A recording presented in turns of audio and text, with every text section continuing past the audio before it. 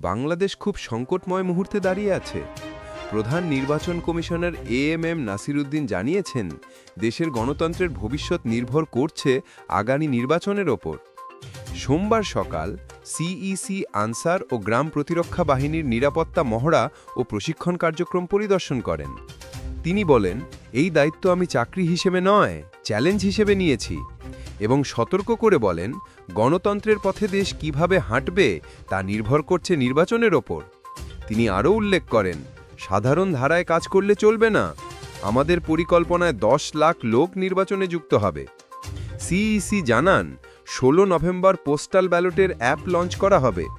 যারা নির্বাচনে দায়িত্ব পালন করবেন তারা ভোট দেবেন এবং বাড়িতে পৌঁছে যাবে পোস্টাল ব্যালট। সিইসি সকলকে সচেতন থাকার আহ্বান জানিয়েছেন। সোশ্যাল মিডিয়ায় যা দেখবেন যাচাই বাছাই ছাড়া যেন শেয়ার না করেন, কারণ মানুষ অনেক সময় সত্য মিথ্যা যাচাই না করে বিশ্বাস করে। এছাড়া এআই অপব্যবহার রোধে একটি বিশেষ সেল চালু করা হয়েছে। আপনি চাইলে যে কোনো ঘটনার সত্য মিথ্যা যাচাই করতে পারবেন। বাংলাদেশের গণতন্ত্রকে সচল রাখতে দর্শক হিসেবে আপনার সচেতনতা অপরিহার্য। আপনারা যদি চান দেশের নির্বাচন স্বচ্ছ ও সুষ্ঠু হোক, তাহলে ভিডিওটি লাইক দিন, বন্ধুদের সঙ্গে শেয়ার করুন আর সাবস্ক্রাইব করুন আজকের হট নিউজ, যেখানে থাকছে দেশের প্রতিদিনের সবচেয়ে বড় খবর সবার আগে।